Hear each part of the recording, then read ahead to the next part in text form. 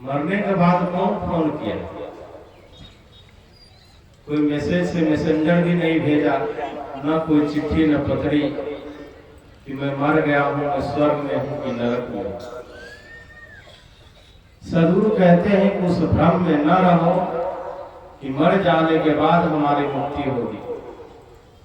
मुक्ति की आशा जीते जी रखो, और जीते जी जो तर गया, जीते जी जो मुक्ति की अवस्था को पा गया, वो मरने के बाद भी मुक्त अवस्था में रहेगा।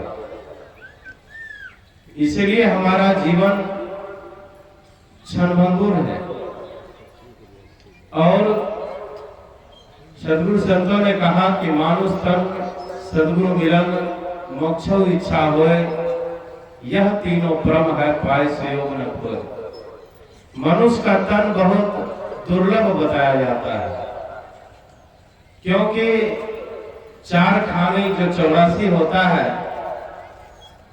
अंडज, पिंडज, उष्मज और मनुष्य, ये चारों खाने में मुक्ति के मार्ग, मुक्ति की अवस्था मनुष्य जीवन में ही सुलभ है। मरने के बाद मनुष्य पता नहीं कैसा कर्म करता है कि अन्य खानियों में यदि जन्म हो गया तो फिर मुक्ति कहाँ? शरीर से तो मुक्ति भले मिल जाए, लेकिन बंधनों से पूर्ण मुक्त होना, जन्म मरण से पूर्ण मुक्ति हो जाना सरल नहीं है। इसीलिए सदगुरु कबीर साहब कहते हैं जीते जी उस अवस्था में जाओ, और उसका मूल है ध्यान। जब तक व्यक्ति एकांती में नहीं होगा, एकांत में नहीं होगा, ध्यानाभ्यास में नहीं होगा, तब तक उस मुक्ति की अवस्था में जाना बहुत कठिन है।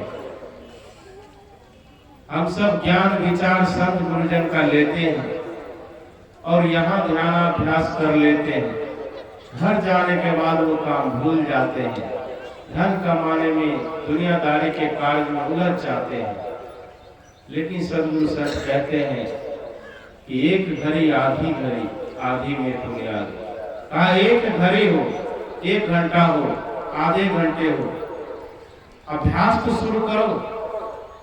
आज तक हम योजना बनाते हैं कि ध्यान करेंगे, योजना बनाते हैं कि सत्संग करेंगे, आज नहीं कल करेंगे। सदगुरु कबीर साहब ने कहा काल करे सो आज कर, आज करे सो अब, पल में प्रलय होएगी वही करोगे कब। और हम लोग उसको उलट देते हैं, कहते हैं आज करे सो काल कर, काल करे सो परसों, जल्दी जल्दी क्या है, जीना है कई वर्षों। जो आदमी के जीवन में ये दिमाग में बैठ गया कि मुझे कई वर्ष जीना है, तो आदमी का काम बहुत पीछे रह जाता है, और योजना बनाते बनाते एक दिन उसके अर्थी निकल जाती है और जीवन का अर्थ रह जाता है। मनुष्य जीवन में जाए और इस मनुष्य जीवन का जो काम है वो भगवान है का मानुष तन सदगुरु मिलन का। एक तो मनुष्य का जीवन मिलना बड़ा दुर्लभ है, मिल गया तो सही सदगुरु का मिलना बड़ा दुर्लभ होता है, जो मुक्ति के उस परम अवस्था में पहुंचने का मार्गदर्शन करे वो गुरु। गु कही अंधकार, रूप कही प्रकाश, मिटाए अज्ञाने ज्ञान दे गुरु नाम रहतास। इसलिए जीते जी मुक्ति की अवस्था में पहुंचने का नाम ही परम तपस्या है। परम सदगुरु मेही बाबा परम तपस्वी संत थे, और उन्होंने कहकर नहीं तपस्या करके हमारे जीवन को प्रकाशित किया कि जीते जी उस अवस्था में पहुंचो, तभी कल्याण है। नहीं तो इस जीवन के मरने के बाद, शरीर छूटने के बाद पता नहीं किस योनि में हम जन्म लेंगे, और फिर वहां होगा गाय, बैल, भैंस, बकरी, ऊंट, गधा से जाके पूछिए भजन भक्ति क्या है। वो सब खानी है योग भोग भूमि का। योग ध्यान करने का ये मनुष्य जीवन मिला, लेकिन हम सब खाने, जीने, ओढ़ने, पहनने, कपड़े, धन और दौलत में ही समय बिता दिया। जो मूल काम था किया नहीं। इसलिए कहा खाए पकाए लुटाए ले, कर ले अपना काम, चलती बिरिया रे नरा संग न चले छदान। कहा खाओ पकाओ लुटा लो, लेकिन सब काम जो है अपना काम करो। आज तक जितना धन हम कमाए वो दूसरे के लिए कमाए, जितना मेहनत किए वो दूसरे के लिए करे। अपने लिए क्या किए? अपने लिए तो अंदर में शांति भी नहीं है। कई लोग रात को सोते हैं तो करवटें बदलते हैं, कहते हैं महाराज रात को नींद नहीं आती है। बिस्तर पर पड़ो और आपको गहरी नींद आ जाए, कोई चिंता में ना रहो, चिंता मुक्त जिंदगी हो, सुबह जगो आप मुस्कुराते हुए, आप जान लो कि सत्संग हमारे जीवन में उतरा। लेकिन हम सुनते आए वर्षों से, जीना आरंभ नहीं किया, इसीलिए शांति नहीं है। सत्संग वो गंगा जल है कि हमारे जीवन के जितने भी विकार है उसको धो डालता है। यदि सत्संग में हम जाएं, जो परम सत्य आत्मा परमात्मा है, इसके संग रहने का कोशिश करें और उस परम आनंद में पहुंचने का कोशिश करें। संत महापुरुष भगवान हो गए, भगवान कहलाए, जब तक वो मनुष्य धर्म को नहीं धारण किया, महानता की उस प्रकाष्ठा पर नहीं पहुंचा। हम सब भी मानव हैं, हम सब भी उस ओर जा सकते हैं, लेकिन प्रयास में कमी न होता।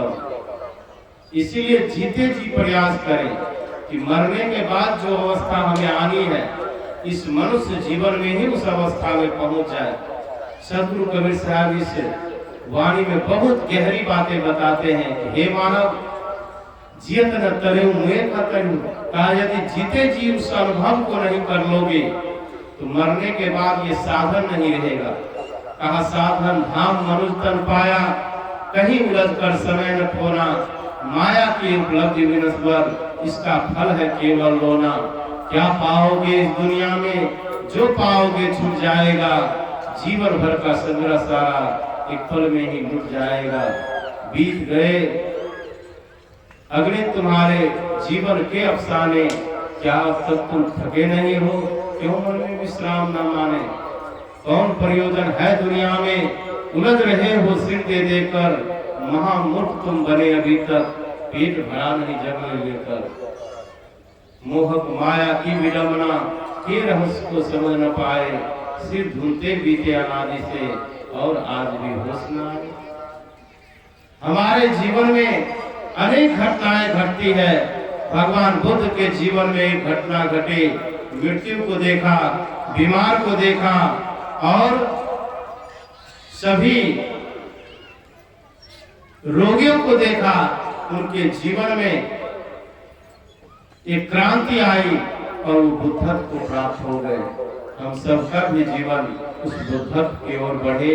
हम सब भी जीवन की घटनाओं से प्रेरणा लेकर के, प्रेरित होकर के मानव जीवन को कल्याण में जीते जी लगाए। यही सदगुरु कबीर साहब का संदेश है कि जियत न करे ने करियो, जियत ही जो न करे। मेरा समय समाप्त हुआ। आप सबके हृदय में बैठे